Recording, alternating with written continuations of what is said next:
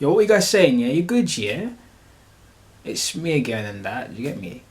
I'm back in that. Obviously, um, we're going into our next episode of Lupin. But before I get there, or before we all go there, make sure you like, comment, subscribe as usual. Just make sure you check my thing out and that. And yeah, man. And then watch my stuff, because obviously I always obviously got some videos of other TV series or even movies that I've watched, you know what I mean? And I'm always, putting up a review for every movie or TV series I watched. And trying to do it weekly, every week, but you know what I mean? So check those out, you know what I mean? You might end up liking it, you never know. But yeah, guys, make sure, once again, like, comment, subscribe. But on that note, we go on to Lupin, episode 4. You know what I mean? I've done 1, 2, and 3, but now we're in episode 4, innit? So, but before I get started, guys, let's just go straight into the people that made the whole thing. So, Lupin's directed by Marcella Said once again, Ludovic Bernard, Louis Vataria, and the creator George K and that, and also main characters played by Omar Say and that, who plays Hassan Diop, the main character, mimicking Arsène Lupin. Right, so let me just put up my thing and see what I want.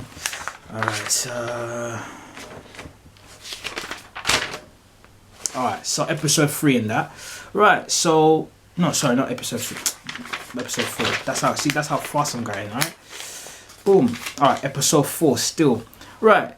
So we start off the episode with a drone. So a drone is actually flown into the actual building. So before I even get started, I've got to be honest with you. I think this episode was probably the best episode. Obviously, I haven't seen episode 5 as of yet, but I feel like this episode so far, compared to all episodes, apart from I think episode 1 was good as well, is the best episode to lead up. So much happened in this one, to the point that I was like, I always make my notes, and I was like, well, there's so much to note in this one. So much happened in this episode that it's just, it's a lot to take in. So yeah, it's all coming down. It's all coming down now. Do you get me? And it's like, everything's starting to now, stick in place. Stick in place. Is that the word? Stick in place. Everything's basically everything's basically building up in it. It's all kind of sticking into place right now. So yeah, it starts off with a drone. The episode starts off with a drone, and then we just see some guy sleep in the bed, and we're thinking, who is that sleep in the bed? And then we find out later on that that's actually Mr. Pellegrini who's sleeping, and then he wakes up, and then obviously realizes there's something in the house and that.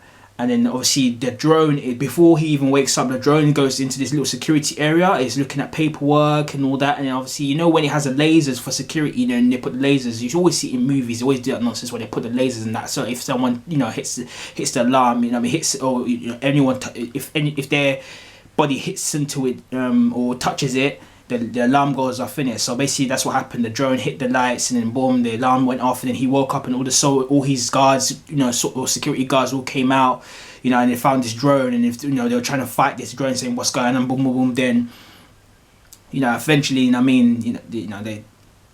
how it worked is that the guy shut the door, and then the drone hit into the door, and it collapsed, and then they tried to find what was in there, and they found out that there was nothing really in there, just a message saying that I'm gonna get you, and that was it. And obviously we know it was Hassan, who was actually controlling the drone. So it's, it goes into the intro, then it goes straight into Dumont in the cafe. He's just he's eating his food, and then out of nowhere, an assassin, or ghost or whatever, Hassan just appears, and starts asking him questions about Pellegrini. He wants to know more information about him, like who he what he knows about him. And then obviously, he's obviously saying, no, I'm not going to help you, whatever. But he said, he blackmails him once again. But with his wife saying, oh, your wife's not in the office. And he's like, what do you mean? He said, yeah, she's not in the office. So he said, you give me the information, and I'll let you know more about your wife. And then later on, he gives him the information about a woman called, now bear this in mind, this is a very important name, Fabienne Barrot. she's a journalist. I'll say that again. Fabienne Barrot, she's a journalist. So she's very essential to this episode specifically. So he gives her the name of that journalist, and then once he goes off, then he phones his wife and then finds out that his wife she still is actually at work, and then he's like, oh, I just wanted to say I love you, it made him look stupid, innit? So yeah. So he's he goes, he does it. So basically we get an idea of who he's doing his research about this woman called Fabienne Barrot. Then we get we get a scene with her and where she lives, and she lives with her dog, and she lives in this quiet little house, or small little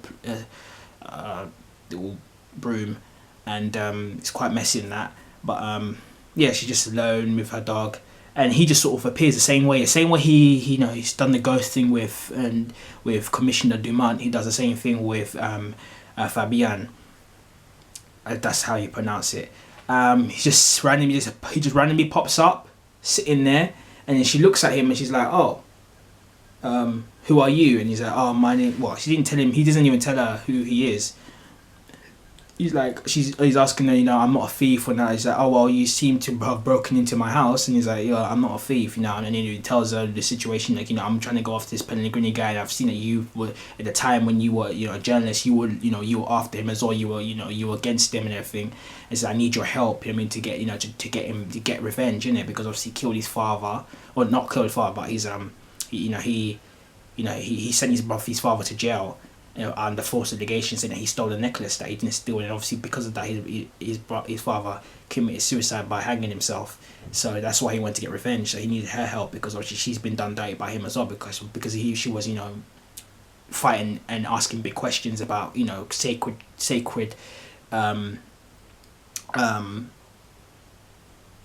sacred things that they don't want out in the open, like for example corruption, political agendas. She lost her job because of that, and she lost everything because of that Pellegrini guy. So so he asks her, I need your help, because you seem to be the only person that who's against him, and it's like, I'm against him, and I need your help to capture him. And to go against him, innit? So they decide to work together. So it was nice, because for the first time he has a teammate. He has a teammate that's going to help him in this. Because every time we see him, he's always alone. So this time, for the first time, he has a teammate who's actually knows everything about him. Because he reveals everything. He reveals who he is. Obviously, we'll get to that bit later. But yeah, he obviously eventually reveals to her who he is and his identity and everything. But before we get to that, there's another scene where we go straight into the inspector getting interrogated in the station by the three officers. Not too sure about the other two's names. I'll probably get their names later on. But obviously, I'm just gonna talk about Gadira. Yeah, because he's more of the most important character, because he's the one who's really investigating and trying to trying to really dig in and trying to find, trying to really find out who this person is, who this person is behind all of this, all this, who's the mystery guy basically, who's under all this, who's trying to, not just that, capture people, kidnap people, set things up, who's behind it. He stole the necklace, he's trying to put all the missing pieces together, and then obviously they're really investigating into him, because obviously he's telling them, I believe that the guy who kidnapped you is the same guy, that stole the necklace, and because obviously it just all links up, because obviously in 1995, the investigation between his father, and it all makes sense, and then the missing necklace, so they're all trying to, attach it all to, they're all trying to pin it, to that one thing. And then obviously, that's the investigation that they're doing, and then what happens then after that?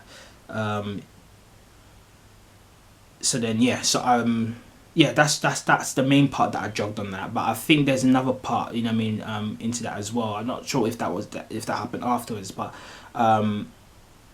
there is also another scene between that where the police are also investigating, and they get witnesses, and they're also checking up.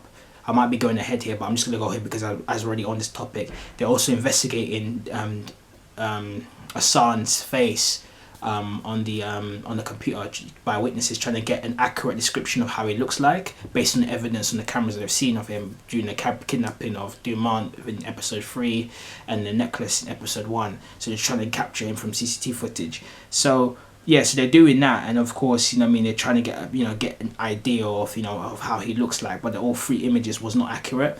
But then obviously one image is accurate, and then you know, Gadira, he shows Commissioner Dumont the accurate image of Hassan, and he said, "Is this the kidnapper? We know that's the guy." And, said, and he obviously pretending, "Oh no, that's not the guy," because obviously he's afraid, because he knows that, you know, Hassan has leverage on him because of his family. So obviously if he says anything, it sounds like after his family basically, and he doesn't want that. So that's why he's keeping everything secret. Oh no, that's not the guy. No. And obviously he knew already from just his body language that that's the guy. He's guilty. You know what I mean? He could really read it from his face. So he knew that. But then obviously because he was trying to, you know, keep it all in or try to, you know, cover it all up, he said, okay, you 2 officers, you're on the investigation. This guy, you know, you're just basically not in charge of this case. So, you know, he gets up and he's a bit, he convinces his other co-workers or colleagues that, oh listen, did you see how his face was? Did you see his reaction when I showed him the image of Hassan, of the proper description? He was guilty. That's the guy. I know it is him. And then they're like, no, listen, you already heard him. I mean, you're not on this case. So then obviously he just looked at them with a kind of angry look. So you know already he's going to do more digging. Obviously, and then obviously, yeah, there was the part in that part as well. I forgot to say, he did also tell Commissioner Dumont that, you know, I believe that Hassan is playing, you know, from the book, the famous story of Arsène Lupin. I mean, he's or Lupin. He's mimicking, I mean, this character, and that's because it just makes sense, because the necklace, you know, I mean, he's just doing everything in the disguise of this guy.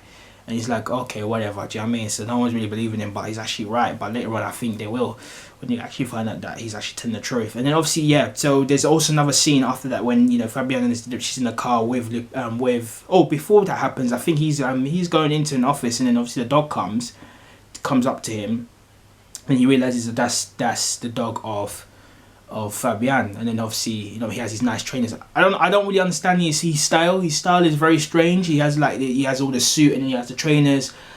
Don't ask me about it. I don't know that style. That's just his own thing. Not my ideal look. It looked a bit weird, but that's his thing. But yeah, he goes into the car. Yeah, like just to recap again, the whole grandad look with the trainers. No.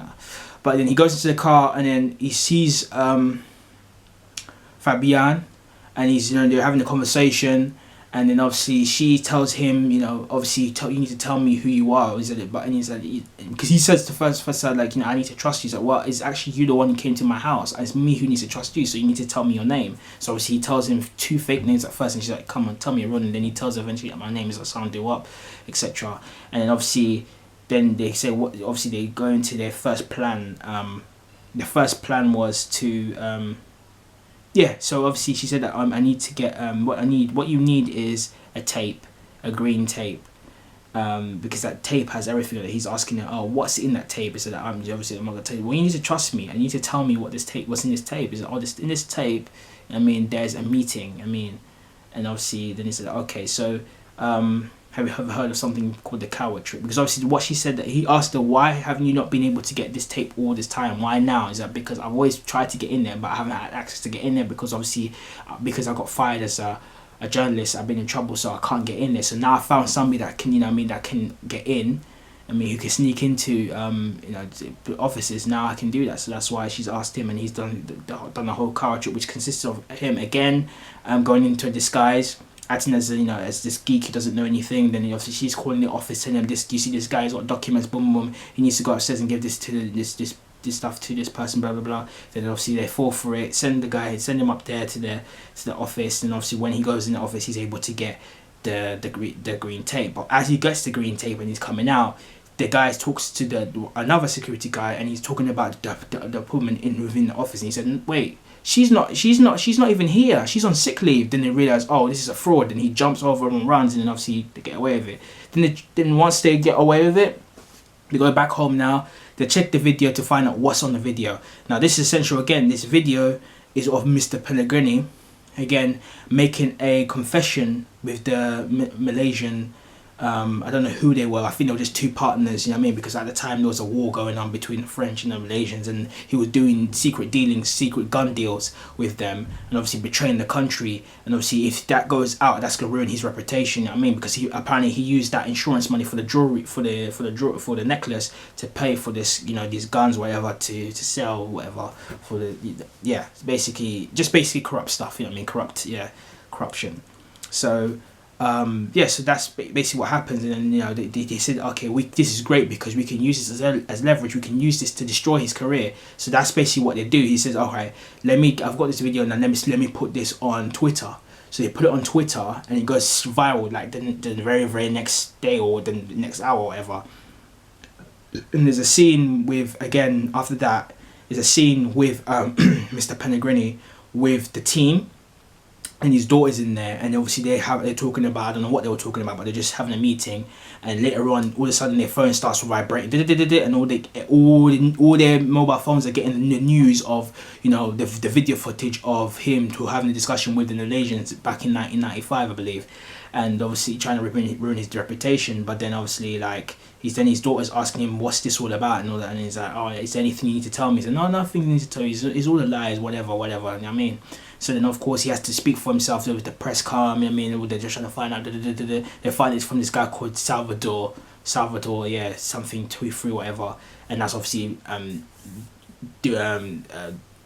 Hassan's fake troll name. You know what I mean? So it's like a troll, or, you know what I mean, fake name. You know what I mean? Anonymous. So he's just having a little interview, and obviously once he's having a little interview, you just see Fabienne's in it, because she was a journalist, so she's there as well, putting out and having the microphone, trying to find out more questions about, or answers about Pellegrini. You know what I mean? She's just there, like, you know, just basically, you know, back old times, you know, doing what she's always been doing, but obviously she hasn't been able to do it because she got fired. So Duwap's at home. Duwap. Yeah, you could say Duwap, or Hassan. He's at home, and he's just sitting there watching the interview or the news coverage. And then he's just answering away what's going on, and then later on realizes that this guy Salvador, you're fake. You come and show yourself and prove whatever. And at the same time, there's Fabienne. So obviously, then what happens is things kind of go out of plan. So she basically comes out of the plan, because they had the plan, but she does things her own way. And when she does things her own way, she asks him a question that wasn't part of the plan. And obviously, at the same time, there's another black guy behind. He's actually spying on her. And it was interesting because I was thinking at first it might have been the same guy from the prison, from when he was, I think it was episode 2. Was it episode 2? Or was it episode 1? I believe it might have been. I think it might have been episode 2, I believe. I can't remember. It was either episode 1 or episode 2 where he goes into the prison, and then he sees this guy just looking at him, and I thought that was the very same guy. And then obviously it was really weird. He was just standing there for a long time watching her. And then obviously we find out that that's Pellegrini's man. But then obviously he's following her as well once she asks the question, and he's literally following. I don't know why him specifically, because obviously I presume he had more men after, but I don't know why he specifically looked, you know what I mean, knew that she was behind something. I don't know. It was a bit strange. I think they need to, in episode 5 there's a lot of explaining about that, because I want to know more about this character, because it was he knew quite a lot. And I want to know, we don't know anything about him. He's just a random character just coming, and he knows quite a lot already. And obviously he's following her, but obviously she disappears. Well, he disappears, pretending like he didn't know where she lives, but obviously he did. He was spying on her, but we didn't see, you know, him near her house, so we didn't know whether he knew or not. But we know already that he knows where she lives and that. And what happens after that? So then so then the scene goes, you know, I think the iconic scene is when so then I'm gonna go jump straight into the main parts, because the other parts I can't remember too much, but I'll probably remember it later on. But I'm gonna go straight to the main part where they plan the next. Yeah, she goes into the house, and he's like, oh, did she somebody was spying on me when the Pellegrini's man? He's like, are you sure that they see you? He's like, no, they didn't see me. That thing is that the things I realized with this TV series, you always have to pay attention to the small details. I think that's maybe a TV series thing in general, but I feel like the smaller details says a lot more than the bigger details. A lot of people would look at them and wouldn't pay attention to the small details, because there was one specific part where he said to her, when she came and she asked him, she said to him, listen, there was one of our science men was following me, and he said to her, did he see you? And he said no, he didn't. And you know, it just moves on swiftly. But that was a very important part, because that is part of what goes on to the next part. You know what I mean, that's what leads on to the next part, because that, you know what I mean, that's essential, that part. And then obviously it leads on. He's talking about, you know, they want to go bigger and get a bigger audience. You know what I mean? Like, they want to go on a show and with a bigger following, you know. And he told her that, she told him, listen, I want to go with you. And he said, no, you don't. You've done too much already. Let me take the risk now, innit? So then, probably might have been advisable for her to go out, to be honest. But obviously, I understand. You know what I mean? He didn't want her to get into trouble. Then he goes into a disguise. When he's doing his disguise, they're in a room, and then obviously he gives her a present, and he gives her a pen, and says, I hope that you start writing again. And obviously, she said that, you know, before I met you, I wasn't Fabian. But this was a beautiful scene. He said, I wasn't Fabian Barriot. I was somebody else. But then when you came and you spoke so nicely, and you were nice, and I knew your goal, you brought me back, and thank you very much. And then obviously she kisses him in the cheek, as you know, as like a just as a friendly gesture, like saying thank you very much. And of course then he goes in disguise, and then he goes to the shows. Then this the part of the scene of the show where the guys asking him questions about, you know, your Salvador, etc. Blah blah blah blah blah. But it was all a set up anyway, because, you know, they were all talking, and he's obviously dresses up like an old man. He's like, I was surprised to expect you, you know, you for yourself look the way you look. He's like, listen, with his Twitter, and you got something to say, doesn't matter, yeah. So then they put the video. I mean, they leaked the video to just check to see, you know, to show the whole world, and obviously they sabotaged the video. They changed the video around to make it look like as if he didn't have a discussion or meeting with them. And then in the end, so then they paid the whole studio, and they made him look like a fool. And now his identity has been put out there. Well, he didn't show himself, obviously he was in disguise. But then obviously he runs off, and he has a fight with these police officers or security guards. And obviously Pellegrini's at the top just watching, because obviously he paid for it all to go away and mash up. But then there's another point in scene where Juliet calls Mr. Pellegrini, or Herbert Pellegrini, and she tells him that, I think the guy is Hassan, Bakakur's son. Bakakar, is it? Yeah, Bakakur's son. And he's like, what? And he said, why didn't you tell me this earlier? I said, I wanted to, but I wasn't sure or whatever. You know, them lines, like. And then, and then obviously, like, he ran off. And then there's in the scene where she's writing, you know, she's writing a book to her son, I mean, as if she knew something was going to happen. And then she walks, you know, there's a knock on the door, and she's thinking it's her son. And she opens the door and finds out it's the guy who was spying on her at the interview, the press conference, whatever they call it. And then he wants to find the address of where her son lives. And of course, her thing was, you know, a journalist never tells. That's her thing, it doesn't. Yeah, that was her thing there. And then obviously, until the end, when he strangled her, and obviously she was you know, at a point where he was gonna kill her, and he said to her, you know, tell me where son, you know, tell me where he lives. And he's like, you know, a good journalist never tells, I mean, her secrets. And then Hassan's coming back later on, and with the dog's outside barking. He goes inside, then he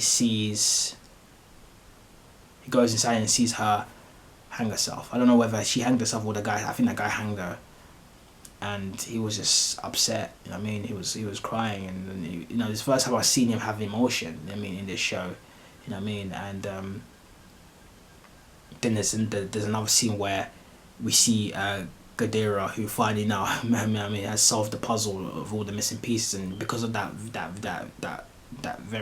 video of the interview, he was able to get a closer look, a detailed look of, you know what I mean, the actual sketch and the actual image. So he compared the two, said, yep, that's the guy. So he's found him now.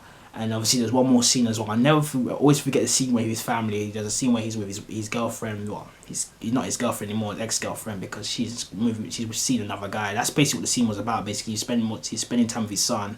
They're playing video games, and his son tells him, she's basically seen another guy, and obviously he was pretending like he didn't care. And his son just said, "Hey, stop pretending like you don't care." I mean, it's just dumb. I mean, and he's just there, just a smiling guy, because obviously she tells him that, oh yeah, it's my girlfriend's place, so she went to go and see a man in it. So when the son was telling her that, oh, she's not going to see her friends, she's going to see another man.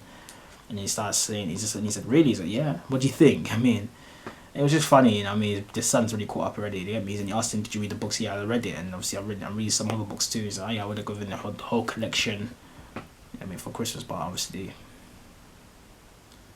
couldn't. But yeah, I think I've got most of it. I mean, I even got the lines accurate. That's how bad it is, yeah, because I literally just watched it, and obviously I can't remember. It's quite fresh in my mind, so I remember quite a lot. So by far, this was the most interesting episode for me. I think this is the one that got me thinking, yeah, I want to know what's going to happen next, because obviously I loved it because for the first time he had a team. He had somebody working with him. I mean, he wasn't working by himself. Do you get me? He was working with somebody, because always since we've seen it from episode 1 to 3, he's always been by himself. So now he has someone that's working with him, and it was just weird because we saw every character, you know, I mean, from every single episode, apart from the mother of Mrs. Pellegrin. We didn't see her in this episode, but we saw every other character and how it's all linked now. And it's funny because there's not a lot of characters, but they all affect this one thing, and in the end, there's one individual, Hassan, and it's very it's all starting to come together now. I mean, all the pieces are starting to come together, and it's starting to all work now. And it's a very frustrating and crazy time for now Hassan. I mean, because obviously the last bit is when he's sitting there and he's reading the book, and he can see. She wrote a message to him saying, we hope, I hope that you find justice for your father and this, that, and that's why I want to help you, and obviously we're going to do this together. But obviously sadly she won't be there because she's dead, so it's going to be him by himself, because she's always said that she believes in him, that he's going to do the right thing regardless of all the hardship and adversity that he's going to go through. It was a beautiful episode, just to have somebody, just to see another person be able to understand the son, because we always see him alone, and now he's had somebody as I thought they were going to be a duo. They were a duo, but unfortunately she died, so now he's on his own. But yeah, it's just nice to see for the first time he had a duo, you know what I mean? And yeah, we just have to see what happens, you know what I mean? Because obviously now things are, his disguise has kind of been recognized now. Pellegrini knows who he is, you know what I mean? He knows who stole the necklace, knows that, that is his son, and now the police Gadira knows that it's his son. Well, he always knew already, but now he knows properly how he looks like. So it's yeah, so it's pretty intense for Hassan right now. So I don't know what he's gonna do. So we have to just wait until episode 5. But yeah, it's looking a bit crazy. You know what I mean, what's gonna happen? But I'm excited to know what's gonna happen in it. So yeah, man, this episode was definitely by far a lift up from last episode, which I wasn't feeling as much, to be fair. But yeah, it was. I knew that so far the series is going well, and it's just picking up. You know what I mean, every episode. So yeah, it's been a great one, this one. So yeah. So guys, yeah, that's my review of Lupin episode 4. Of season 1. Guys, make sure you want to, if you guys want to check it out, you haven't seen it, I say check it out. It's alright. It's only 5 episodes, so you're good. You know what I mean? It's not a 22 or 16 episode TV series. You know what I mean? It's just literally just 5 episodes for one season. So that's nice, for you to pick up for those who haven't seen it yet. But yeah, guys, that's just my review so far of Lupin episode 4. Hopefully you guys enjoyed that, and again, once again, hope you guys like, comment, subscribe. Until the next one, people. Yeah, just once again, you guys just I hope everybody's happy once again.